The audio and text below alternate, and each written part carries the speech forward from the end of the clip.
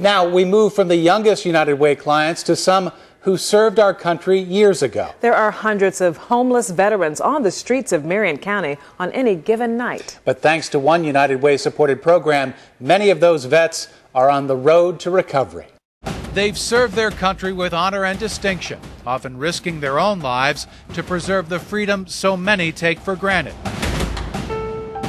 But advocates for the homeless say a disproportionate number of veterans end up living on the streets, addicted to drugs or alcohol, their service to their country a distant memory. I guess I'd go ahead and say I was suicidal. My life has changed since then. These veterans have found a new way of life at the Freedom Center, a group home in the Hallville area of Indianapolis. I've seen miracles happening since I've been here for 90 days. It's headquarters for the United Way-funded REST program, short for Residential Employment Substance Abuse Treatment. Many of these veterans have literally been plucked off the street and brought here to deal with their addictions and start life over again. Now I have new dreams. And I think I could say that for a lot of us. My wife left, and I had nothing else to do. I was drugging every other day, or as long as I had some cash in my pocket. Ron Brown is a Vietnam veteran who's lived at the Freedom Center for 5 months. He says he became addicted to crack cocaine and lost everything.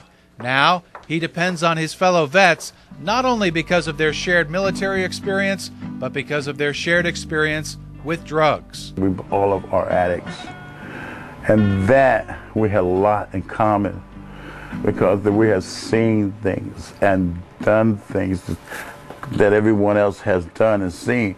That's what makes it more viable for us. Directors at the Freedom Center say military training gives the veterans common ground to build on as they help each other recover from addiction. They already, being military men, they kind of come in with that sense of camaraderie, which really proves to be an asset for them as far as their success rate in the program. Come on, leave me alone. Success at the Freedom Center means the veterans leave clean and sober with a job waiting for them on the outside.